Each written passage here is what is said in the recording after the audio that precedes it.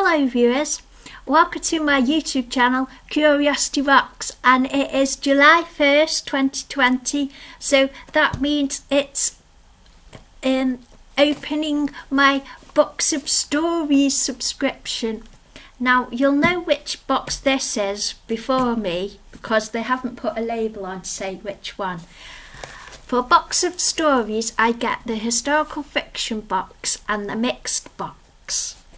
So let's see which one this is and then I can put it in the title.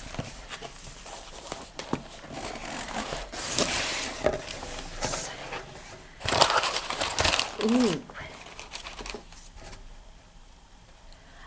I'm not quite sure which one this is. So we actually have a postcard now, which is really cute. It's got a rainbow on, I love that.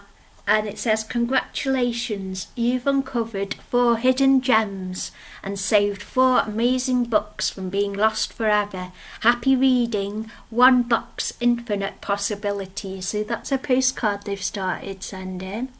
That's cool, I like the rainbow. It's really cute. I hope it's a different design. Or if possible, I hope they do a different design each month because that would be cool. So that's awesome. I'm still not quite sure which box this is, but we'll go through the books and maybe we'll find out. I think this might be...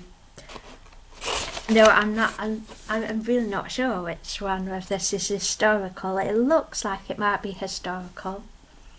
So the first book that we have is David Gilman, The Last Horseman. And on the front it says, "South Africa, 1900. In a land riven by war, a father searches for his son." The search for his missing son takes Joseph Ratcliffe from the streets of Dublin, smouldering with rebellion, to the trackless veld of South Africa and the bloody brutality of the Anglo-Boer War. As a former cavalryman in the US Army, Radcliffe is no stranger to war, but 800 miles north of Cape Town, under fire from Boer commandos and distrusted by the British forces, he will find his survival skills tested to the hilt. It is an epic tale of heroism and treachery, love and loyalty, set against the backdrop of a conflict that shook an empire to its core.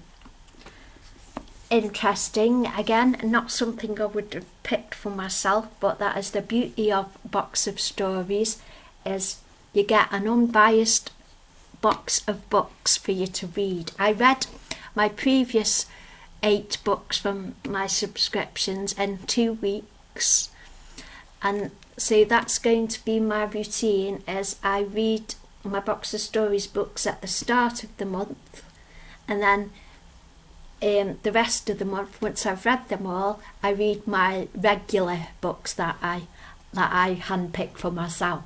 So I thought that'd be a nice little routine to start. So this is the first book, David Gilman, The Last Horseman.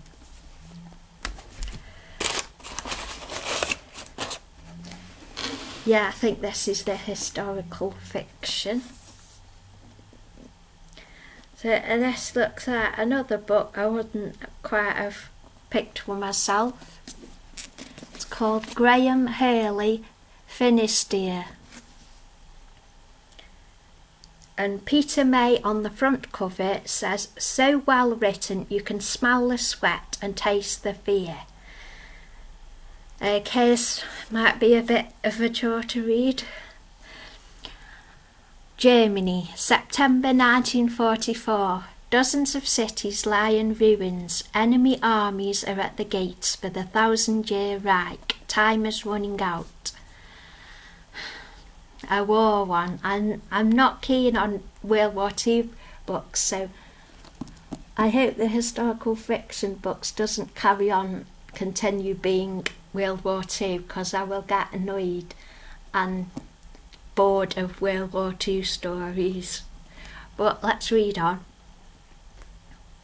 Desperate to avoid the humiliation of unconditional surrender, German intelligence launched Operation Finisterre, a last-ditch plan to enable Hitler to deny the savage logic of a war on two fronts and bluff his way to the negotiating table.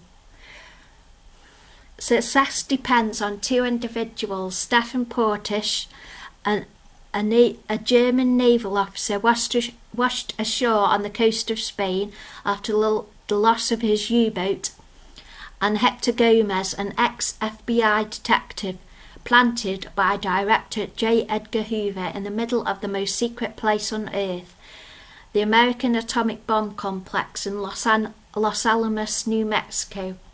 Both men will find themselves fighting for survival as Operation Finisterre plays itself out. Definitely not something I would pick up in a bookshop, but I do like learning about new stuff, and I find I learn about stuff through fiction. I enjoy that more than documentaries. But this week I've started watching the alien stuff on the Blaze channel, and it's kind of scared me a bit, but it's interesting because they go to this desert when they did the atomic bombs, and they say that's why aliens came down. Anyway, so we'll have to see how we get on with these first two.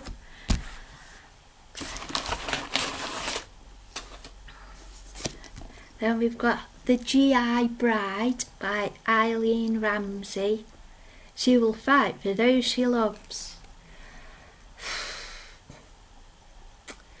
When her beloved father is killed in the Blitz, trainee nurse April Harvey is left all alone in the world.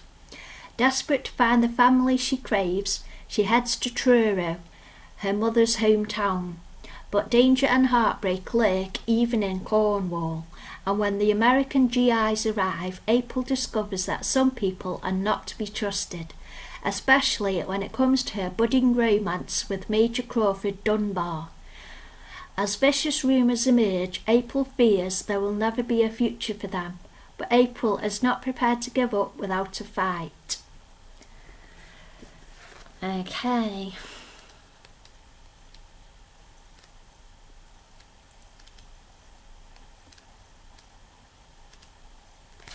Well, I'll give these books a go, because I'll try though. Don't know.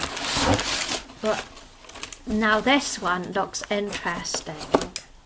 Put the box down. This is Mr. Peacock's Possessions by Lydia Sizer. And this is set in 1879, so it's a bit of a break from World War stories. So, Oceania, 1879.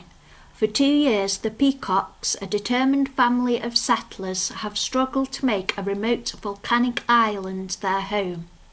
At last, a ship appears. The 6 Pacific Islanders on board have travelled over 800 miles in search of new horizons. Hopes are high until a vulnerable boy vanishes.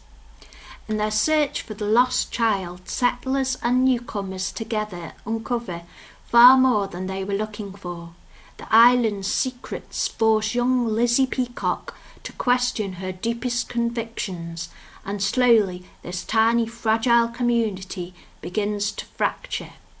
So that sounds interesting. I love the cover of all these fruits and the bird and like botanical drawings on.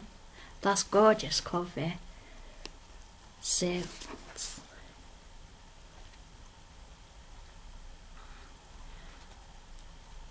it sounds like my historical fiction selection for this month sounds like a really tough read. It's my birthday month and all, so it would have been nice to have something a bit more cheerier, but we'll persevere with these and finish them, and then 2 of these maybe my dad will like. So, got them to read. So I hope you have enjoyed this video, and thank you for watching. Yay!